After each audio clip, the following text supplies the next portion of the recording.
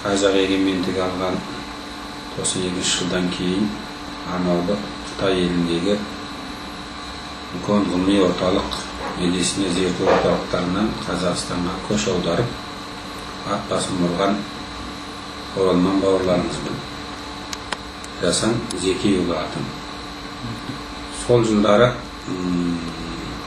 қиын қыстау жағдай кезеңдерге қарамай Алматы медицина университетінде бір жылға арнаулы орыс тіліндегі дайындығын өткізіп, сол дайындығын негізінде Қазақ мемлекеттік медицина университетіне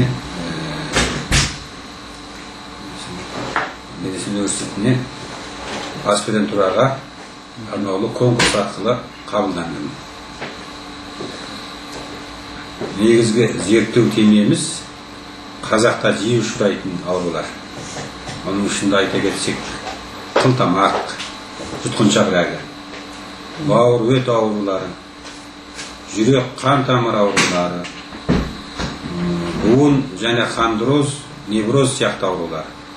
Одан кейін жастарда жиі ұшырап жатқан ер адамдардың, қыздардың белсіздігі, бедеулік, негізгі дене қуатындағы әлсіздігі. Онымен қатар адам организмдегі түрлі себептерге байланысты шығатын тері аурулары және балалардың түрлі аурулары. Осыларды ішкері зерттеп, сол медицина академиясындағы арнаулы жетекшілердің нұсқауыменен диссертация қорғап шықтық. Қазір бізге халықтың сұранысына байланысты осы жасай атты жасай медицина, шығыс медицина орталығын ашуға тура келді. Өйткені сол 2000 жылдан бері қарай Алматы қалалық орталық медицина больницасындағы бір районға шектелген қабылдау көлемінде біз ауруларды қабылдай алмайтын болдық. Бұл жерде тіркеуге қатысты шектемеге ұшырайды. Бізге келетін қазақ аурулардың көбігі республиканың әр жерден келеді. Сондықтан әр жердегі ауруларды қабылдау үшін өзімізге шаңырақ ашуға тура келді. Сонымен үкіметтің жұмысының сыртында осындай 12 кабинет, 15 кабинет көлемінде жасай шығыс медицина орталығын аштық. Алғашқы басталған жұмысымызда ауру саны енді күніге 150-ге таман, қазір енді одан жоғарылап 100-ден асып шығады. Оның ішінде түрлі жағдайлармен диагноз қойғызатындар бар, емделуге келетіндер бар. Жақын кездерден бері қарай шетелге, Қытай еліндегі Тибетке, ол жердегі орталықтарға емделуге сұранатындардың бізден келіп ақыл-кеңес салып кететіндері бар. Солардың барлығына дұрыс бағыт беріп, дұрыс диагноздарын анықтап, жолдарын ашып отырдық. Олардың ішінде жоғары жүктегі парламент болсын, әкімдеріміз болсын, халық адамдары болсын, сол кісілердің көбіне біз қол ұшымызды беріп келдік. Енді қазір біздің алған жетістігіміз осы 5 жылға жақында уақыт болып қалды, жекелей ашқанымыз аз деп айтпаймыз. Өйткені қаншама неше мыңдаған адамдардан алғыс хат, үкімет ұйымдарынан жолдаған арнаулы құрмет грамоталары және әрқайсы медицина орталықтары мен медицина қоғамдары мемлекет жағынан денсаулықтың үздік қайраткері деген атақ, осы сияқтылардың барлығын алуымызға осы халқымыздың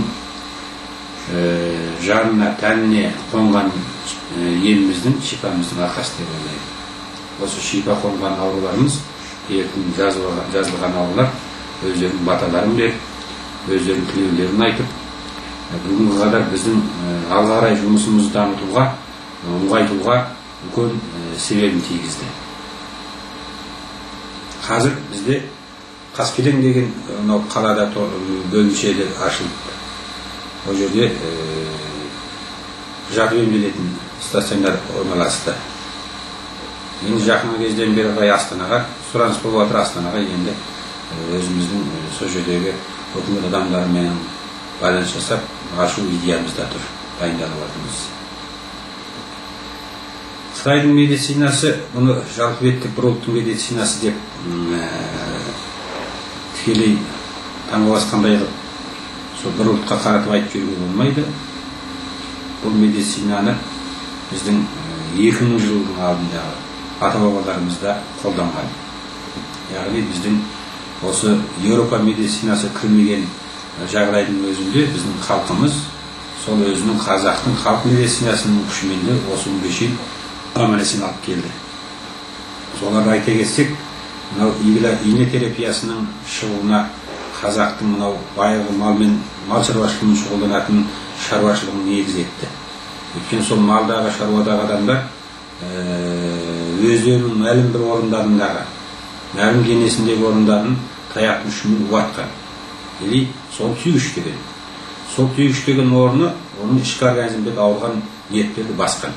Сондықтан сол адамзаттың адам денесінде ішкі организмге келіп тұратын адам денесінің сыртындағы арнаулы тапқырлаған нүктенің бар екендігін идеяға келтірді.